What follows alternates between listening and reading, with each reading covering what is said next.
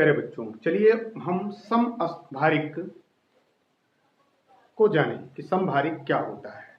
समस्थानिक में हमने देखा कि परमाणु क्रमांक हमेशा तत्वों के समान आएंगे, जबकि द्रव्यमान संख्या में भिन्नता देखने को मिलती है। इसके अतिरिक्त न्यूट्रॉनों की संख्या भी उसमें भिन्न होता है। जबकि जब बात समभारिक की होती है, अर्थात चलिए हेडिंग लेते हैं, समभारिक,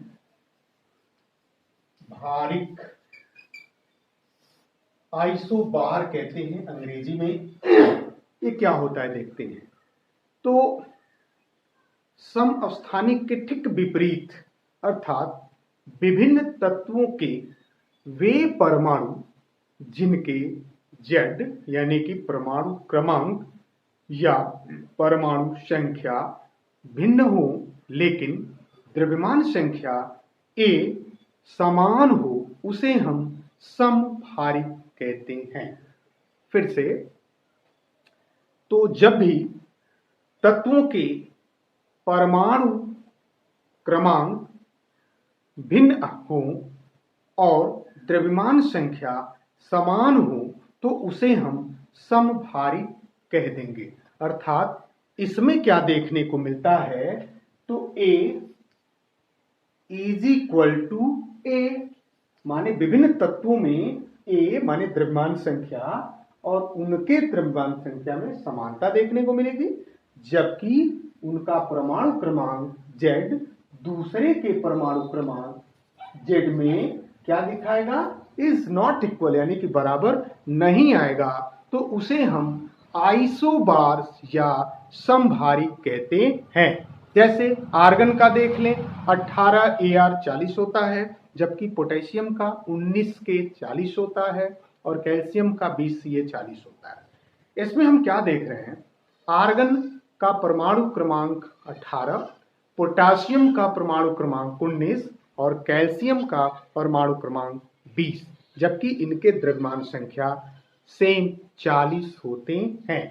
ठीक है, तो हमने बताया कि समभारिक उन विभिन्न तत्वों के परमाणु जिनके परमाणु क्रमांक भिन्न हो, लेकिन द्रव्यमान संख्या माने A हमेशा समान हो, तो उसे हम समभारिक कहते हैं।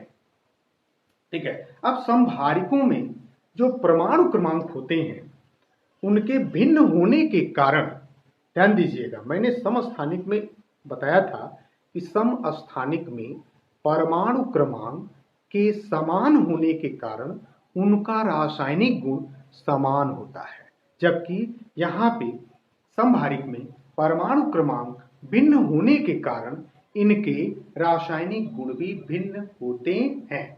ठीक है, वैसे ही द्रव्यमान संख्या में समानता होने के कारण, विभिन्न तत्वों में A समान होने के कारण समभारिक तत्वों के भौतिक गुण समान होते हैं। ठीक है, और आवर्त सारणी में इनका स्थान भिन्न भिन्न होता है। आवर्त सारणी में समभारिकों का स्थान यदि देखा जाए तो भिन्न भिन्न होता है, और समभारिक में हमेशा प्रोटॉन और न्यूट्रॉन का योग समान होता है, उसे हम समभारिक कह सकते हैं। ठीक है, चलिए इसको हम लिख लेते हैं। तो समभारिक लिखिए, विभिन्न तत्वों के वे परमाणु, विभिन्न तत्वों के वे परमाणु, विभिन्न तत्वों के वे परमाणु जिनके परमाणु क्रमांक भिन्न हों, जिनके परमाणु क्रमांक क्या होते हैं, भिन्न होते हैं, भिन्न होते हैं, जबकि द्रव्यमान संख्या, जिसे हम A से इंडिकेट करते हैं, द्रव्यमान संख्या A समान हो, उसे हम समभारिक कहेंगे। उसे समभारिक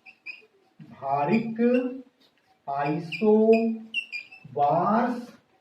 कहते हैं, कहते हैं। ठीक है, अब हमने बताया इसमें कि इसके द्रव्यमान संख्या में समानता होने के कारण इनके भौतिक गुण समान होंगे, जबकि रासायनिक गुण इनके समान नहीं होंगे। क्यों? क्योंकि परमाणु क्रमांक इसमें क्या होता है, तो परमाणु क्रमांक भिन्न होने के कारण इनका रासायनिक गुण समान नहीं होता। ठीक है, जैसे देखते हैं, जैसे हमने बताया आर्गन, पोटेशियम के और कैल्शियम, ये 3 तत्व हैं। इसका परमाणु क्रमांक 18 होता है, पोटेशियम का 19 होता है और इसका 20 होता है। देखिए परमाणु क्रमांक भिन्न हुए, जबकि इनके द्रव्यमान संख्या 40 होते हैं। अर्थात हमने क्या देखा, इनके द्रव्यमान संख्या समान, परंतु इनका परमाणु क्रमांक क्या होता है, भिन्न होता है। तो उसे हम क्या बोल रहे हैं, समभारिक बोलते हैं। वैसे ही कार्बन और नाइट्रोजन में भी, यानी कार्बन और नाइट्रोजन भी इस तरह के समानता को दर्शाते हैं। अर्थात कार्बन का हम 6C14 और 6C14 और नाइट्रोजन हम लें 7N14। देखो दोनों में जो परमाणु क्रमांक है वो भिन्न है, जबकि इसके द्रव्यमान संख्या क्या है, भिन्न है। तो ये भी समभारिक के उदाहरण हो सकते हैं। इसके अतिरिक्त लेड यानी कि पीबी 82 पीबी 210 और 83 बिस्मिथ 210, ये भी समभारिक के उदाहरण हैं। पीबी और बिस्मिथ ये भी लिख सकते हैं, पीबी और बिस्मिथ।